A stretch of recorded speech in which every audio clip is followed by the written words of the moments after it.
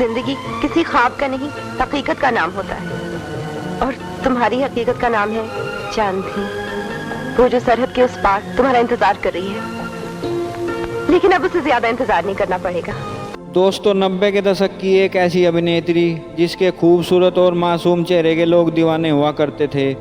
बॉलीवुड फिल्मों में अपनी पहली फिल्म से लाखों लोगों के दिलों पर राज करने वाली यह पाकिस्तानी अदाकारा, जिसे अपनी निजी जिंदगी में परेशानियों के चलते 4 शादी करनी पड़ी।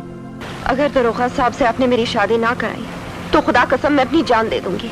भाई, ये आप क्या कर रहे हैं? बेगैरत बेहया लड़की, यानी बाप के जज्बात का एहसास ही नहीं, इसीलिए हमेशा इतना लाड प्यार दिया था कि आज तू मेरी जिंदगी का अज़ाब बन जाए।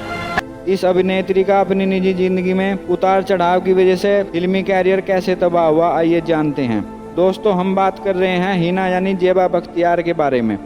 जेबा पाकिस्तान के मशहूर वकील और अटॉर्नी जनरल याहिया बख्तियार की बेटी थी। पाकिस्तान के वर्तमान संविधान को तैयार करने में जेबा के पिताजी की महत्वपूर्ण भूमिका रही और जेबा की मां इवा बख्तियार हंगेरियन माता पिता से पैदा हुई एक अंग्रेज महिला थी। दोस्तों, जेबा का जन्म 5 नवंबर सन 1962 को क्वेटा पाकिस्तान में हुआ था। जेबा का असली नाम शाहीन था। अपने माता पिता की मर्जी से महज 19 साल की शाहीन ने अपनी पहली शादी की थी। उनके शौहर का नाम सलमान गेलियानी था। इन दोनों की एक बेटी हुई और 1 साल बाद ही उनका तलाक हो गया। जेबा की बेटी को उनकी बहन सायरा ने गोद ले लिया था।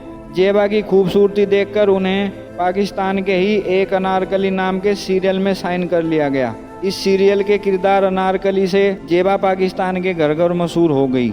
उन दिनों शोमैन राज कपूर अपनी फिल्म हिना के लिए एक नए चेहरे की तलाश कर रहे थे। जब राज कपूर ने जेबा को अनारकली में देखा तो राज कपूर उनसे बहुत प्रभावित हुए और उन्होंने जेबा को तुरंत अपनी फिल्म हिना के लिए साइन कर लिया।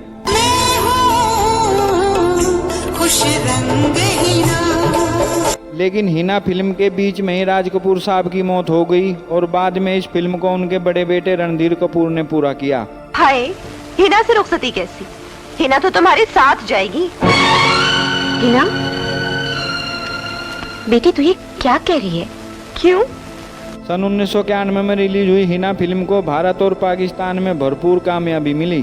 खास तौर पर इस फिल्म के गानों ने खूब धूम मचाई। यह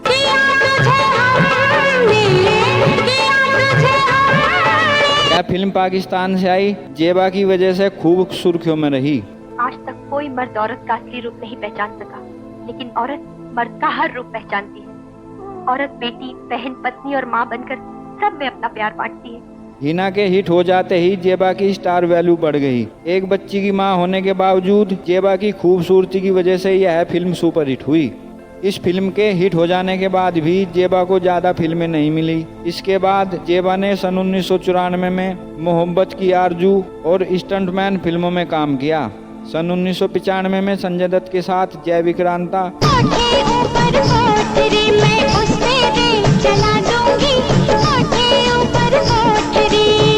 सन 1996 में विनोद खन्ना और आदित्य पंचोली के साथ मुकदमा जैसी फिल्मों में नजर आई।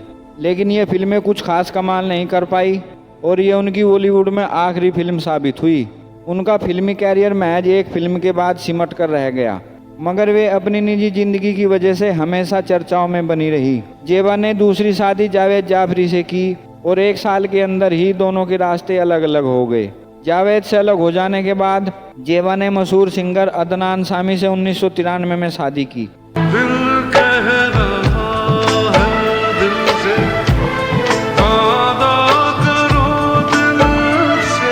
उस समय अदनान की उम्र महज 22 साल थी, जबकि जेबा अदनान से 9 साल उम्र में बड़ी थी। दोनों की शादी के 1 साल बाद उन्हें एक बेटा हुआ, उन्होंने जिसका नाम अजान सामी रखा। जेबा की ये तीसरी शादी भी ज़्यादा दिनों तक नहीं चल पाई और निकाह के 4 साल बाद सन 1997 में अदनान और जेबा में तलाक हो गया।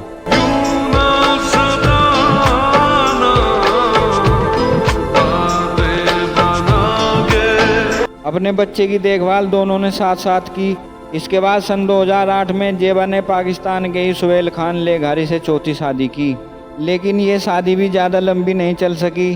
कहा जाता है कि जेबा 2 साल बाद ही सुहेल खान से अलग हो गई। इसके बाद हिंदी फिल्मों के मशहूर विलेन रजा मुराद के साथ एक फोटो शूट को लेकर जेबा को उनके फैंस ने काफ़ी भला बुरा कहा था।